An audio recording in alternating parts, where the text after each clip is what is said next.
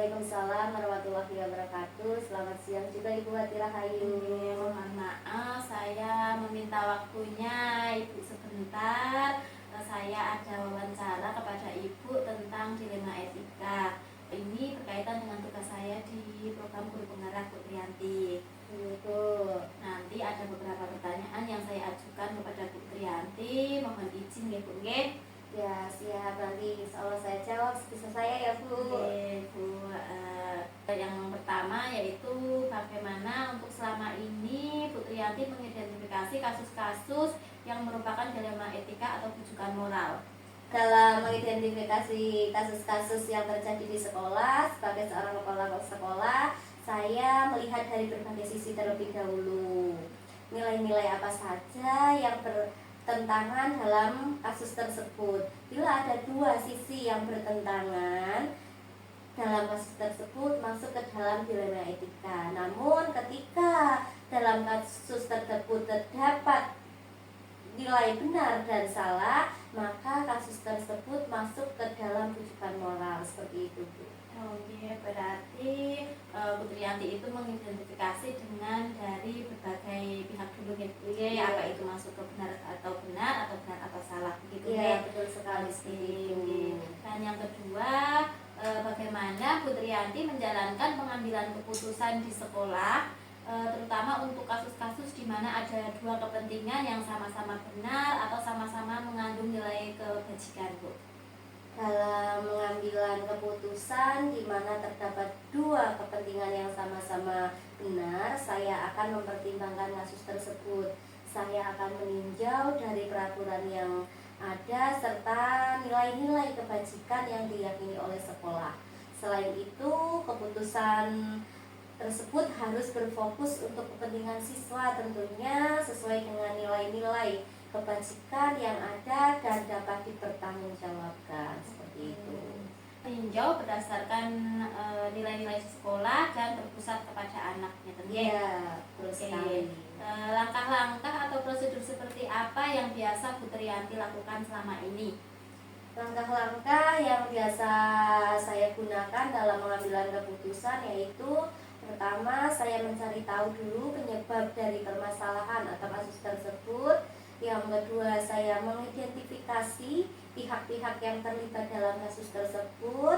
Yang ketiga, saya melihat kepentingan-kepentingan yang ada dalam kasus tersebut. Keempat, saya mengidentifikasi dari berbagai sisi seperti sisi hukumnya, peraturan sekolah, kesepakatan kelas, pandangan masyarakat atau moral atau kode etiknya, serta apakah ada kondisi hukumnya seperti itu, dan tentunya apakah ada kondisi khusus yang menyertainya.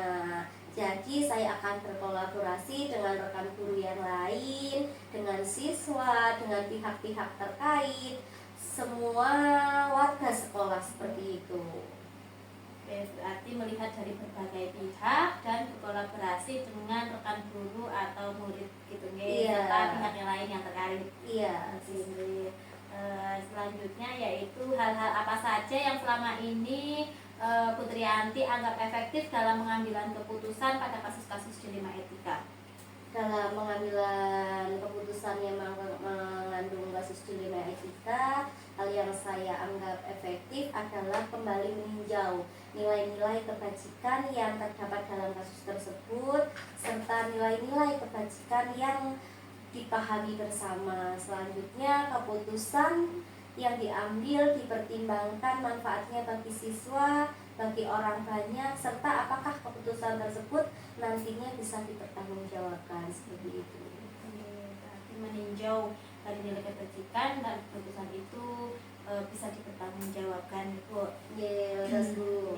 Untuk selanjutnya yaitu hal-hal apa saja yang selama ini menjadi tantangan dalam pengambilan keputusan pada kasus-kasus dilema etika, Bu.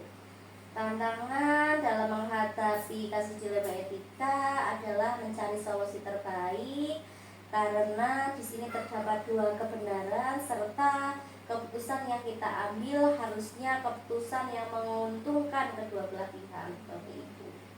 Berarti mencari solusi yang terbaik itu menjadi tantangan yang Iya, tersulit karena takutnya masih salah ya, gitu. salah salah paham antara kedua belah pihak. Iya, betul sekali. Untuk pertanyaan selanjutnya, apakah Bu Triyanti mempunyai tata cara atau jadwal tertentu dalam sebuah penyelesaian kasus dilema etika? Misal Bu Triyanti itu menyelesaikan langsung di tempat atau memiliki sebuah jadwal untuk tersendiri untuk menyelesaikannya dalam bentuk atau prosedur seperti apa yang Anda jalankan? Dalam menyikapi kasus dilema etika, saya melihat dari tingkat kerumitan kasus tersebut, Bu. Jika kasusnya ringan, saya akan menyelesaikannya, nggih. Namun ketika kasus itu rumit, saya membutuhkan waktu untuk mengumpulkan fakta dan bukti-bukti otentik serta menggunakan 9 langkah dalam pengambilan atau pengujian keputusan, dan tentunya saya akan melibatkan dan membutuhkan kolaborasi dengan pihak-pihak terkait seperti itu. Melakukan 9 langkah pengambil keputusan dan berkolaborasi dengan pihak yang terkait. Ya. Oke, untuk selanjutnya, adakah seseorang atau faktor-faktor yang selama ini mempermudah atau membantu Bu Triyanti dalam pengambilan keputusan dalam kasus-kasus dilema etika di sekolah, Bu? Faktor-faktor yang selama ini membantu atau mempermudah saya dalam pengambilan keputusan dalam kasus dilema etika adalah adanya kolaborasi dengan pihak terkait, tentunya rekan guru, siswa, wali siswa, seperti itu, Bu. Tapi kolaborasi itu sangat penting ya, Bu, Iya, dalam betul pengambilan sekali. keputusan ya, Bu. Untuk pertanyaan terakhir nih, Bu, dari semua hal yang disampaikan, pembelajaran apa yang Bu Triyanti petik dari pengalaman Bu Triyanti dalam mengambil keputusan di dilema etika, Bu? Pembelajaran yang dapat saya petik dari pengalaman pengambilan keputusan yang berkasus dilema etika, ya, Bu, adalah sebagai kepala sekolah saya mempertimbangkan keputusan-keputusan yang saya ambil apabila yang memuat kasus dilema etika. Saya perlu melakukan berbagai pertimbangan agar dapat membuat keputusan yang tepat, di mana keputusan itu tidak merugikan salah satu pihak dan tentunya untuk kebaikan bersama, seperti itu. Berarti mempertimbangkan keputusan agar tidak merugikan kedua belah pihak dan dapat dipertanggungjawabkan bersama, ya, Bu. Iya, Bu. Oke, terima kasih atas waktunya Bu Triyanti. Beberapa pertanyaan dari saya. Semoga nanti dengan adanya wawancara ini dapat bermanfaat bagi saya sendiri dan juga bagi lembaga. Terima kasih sudah mengganggu waktu Ibu. Mohon maaf, saya mohon izin.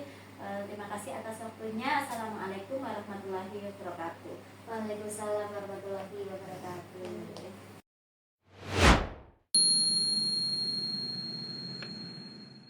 Assalamualaikum warahmatullahi wabarakatuh. Selamat siang Ibu Suryati. Waalaikumsalam warahmatullahi wabarakatuh. Selamat siang Bu Wati. Oke, mohon maaf mengganggu waktunya Bu Suryati. Saya di sini akan melakukan wawancara kepada Bu Suryati, merupakan tugas di CGP di program Guru Penggerak, yaitu untuk demonstrasi kontekstual, ya, Bu. Oh iya Bu. Oke, ada beberapa pertanyaan yang akan saya ajukan, Ibu. Ibu bersedia? Ya insya Allah bersedia Bu. Terima kasih Ibu. Yang pertama yaitu selama ini bagaimana Suryati dapat mengidentifikasi kasus-kasus yang merupakan dilema etika atau bujukan moral? Oh iya Bu. Di sini dalam mengidentifikasi masalah itu ada dua hal. Yang terjadi yaitu bujukan moral dan dilema etika. Di mana yang saya pahami adalah bahwa bujukan moral itu benar lawan salah. Adalah sebuah situasi yang terjadi di mana seseorang dihadapkan pada situasi benar atau salah dalam mengambil sebuah keputusan. Dan dilema etika itu benar lawan benar, yaitu sebuah situasi yang terjadi di mana seseorang dihadapkan pada situasi keduanya, benar namun bertentangan dalam mengambil sebuah keputusan.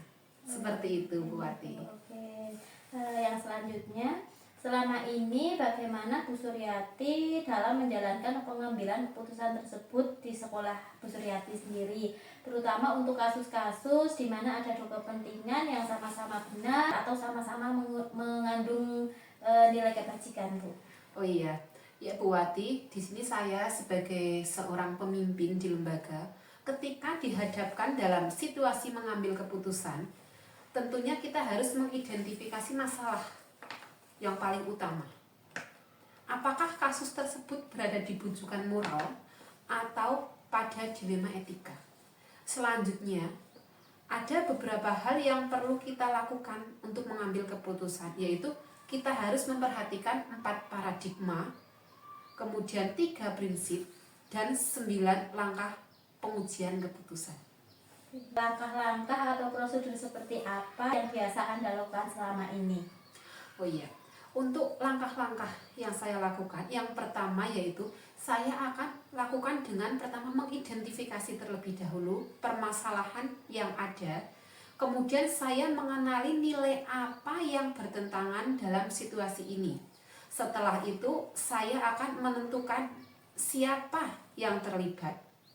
Kemudian guru yang lain untuk mengumpulkan fakta. Kemudian saya akan melakukan pengujian benar salah dengan melaksanakan 3 prinsip resolusi, mencari kemungkinan penyelesaian atau opsi trilema. Selanjutnya saya akan membuat keputusan untuk merefleksikannya. Apa saja yang selama ini Bu Suryati anggap efektif dalam pengambilan keputusan pada kasus-kasus dilema etika tersebut, Bu? Oh ya, ketika itu saya dihadapkan dengan dilema etika, hal yang cukup efektif dalam pengambilan keputusan yaitu menggunakan 3 prinsip. Kemudian di situ saya berpikir berbasis hasil akhir, berorientasi pada aturan yang benar, dan mengutamakan rasa peduli. Kemudian juga memperhatikan dampak jangka panjang juga merupakan hal yang efektif. Selain itu juga sering saya melakukan diskusi dengan teman sejawat dan pemangku kepentingan di sekolah untuk menyelesaikan sebuah kasus atau permasalahan. Seperti itu, Bu Wati. Berarti memikirkan jangka panjangnya gitu ya, Bu? Iya, Ya. Bu. Hal-hal apa saja yang selama ini merupakan tantangan dalam keputusan pada kasus-kasus dilema etika? Iya, menurut saya dilema etika adalah permasalahan yang memang sulit untuk diputuskan karena menyangkut hal yang sama-sama benar. Itu adalah tantangan. Namun saya kembalikan lagi pada nilai yang saya pegang teguh dan aturan yang berlaku, serta di situ tidak lupa kepedulian terhadap sesama juga harus saya pertimbangkan. Seperti itu, Bu Wati. Oke, berarti kepedulian itu tetap nomor 1 ya, Bu? Iya, Ya? tetap kita utamakan. Oke. Selanjutnya, apakah Suryati memiliki sebuah tata kala atau jadwal tertentu dalam sebuah penyelesaian kasus dilema etika? Apakah Anda langsung menyelesaikan di tempat atau memiliki sebuah jadwal untuk menyelesaikannya dalam bentuk atau prosedur seperti yang Suryati jalankan? Oh iya, di situ saya melihatnya itu pertama tergantung seberapa mendesak dan seberapa besarnya pengaruh terhadap lembaga yang saya pimpin. Jika memang memerlukan waktu dan pihak lain yang terlibat, maka saya akan membuat alokasi waktu dengan khusus seperti itu. Adakah seseorang atau faktor-faktor apa yang selama ini mempermudah atau membantu Bu Suryati dalam pengambilan keputusan dalam kasus-kasus dilema etika? Ya, di sini untuk faktor-faktor sebagai seorang kepala sekolah tentunya saya harus mampu membuat keputusan dengan berdasarkan nilai kebajikan.